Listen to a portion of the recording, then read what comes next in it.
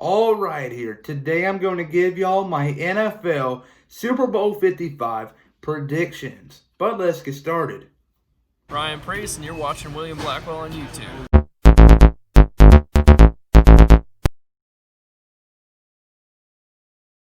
All right, here. This year's Super Bowl will include the Kansas City Chiefs representing the AFC taking on the NFC champs, the Tampa Bay Buccaneers. Tampa Bay was the number 5 seed, and all the odds were against them making it to the Super Bowl. But you know what? They proved a lot of people wrong, including myself, and glad to see them on the big stage.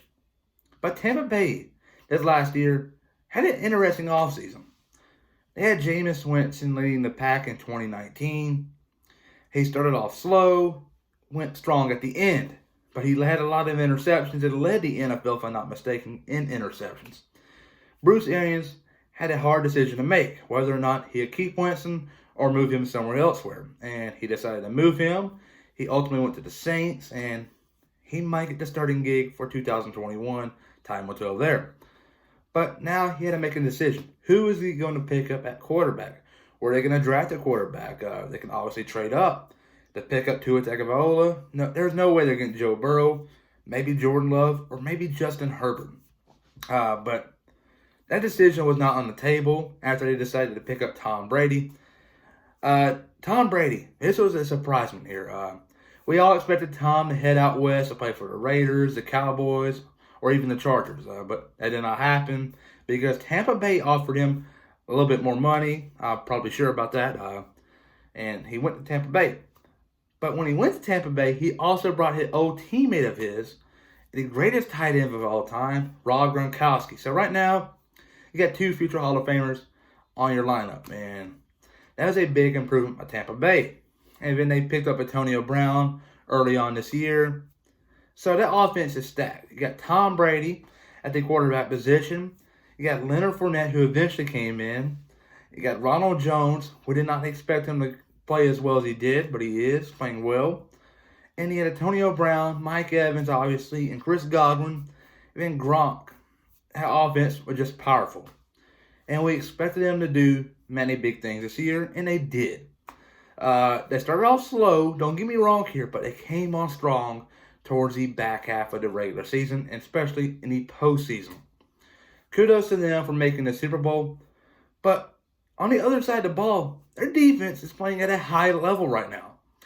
The defensive line is anchored by Ndamukong Suh, longtime NFL player.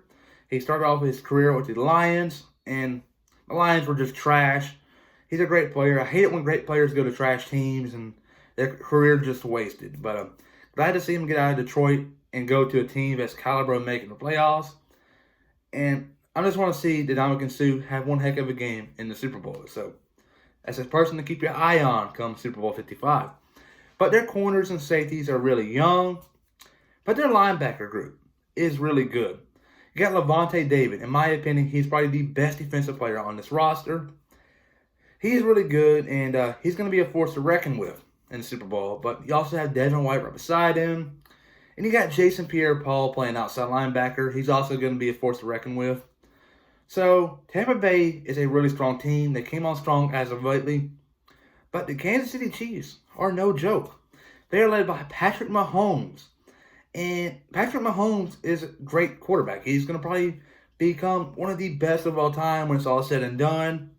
He already has a Super Bowl ring, and he's going to get many more, I'm sure. But he has a lot of talent with him. You got Tyreek Hill, probably the fastest player in the NFL history. You got Travis Kelce, one of the best tight ends in NFL history. Sammy Watkins, McCole Hardman, I can name many more. And you got Le'Veon Bell in the backfield with Clyde Edwards-Helaire, who they picked up in the first round in last year's draft. And their defense, anchored by Chris Jones, he's really good. I'm pretty sure you'll see a lot of double teaming on him.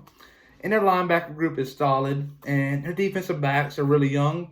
But they do have a longtime NFL player, Daniel Sorensen, who did make a big-time play against the Browns just 2 weeks ago in the divisional game.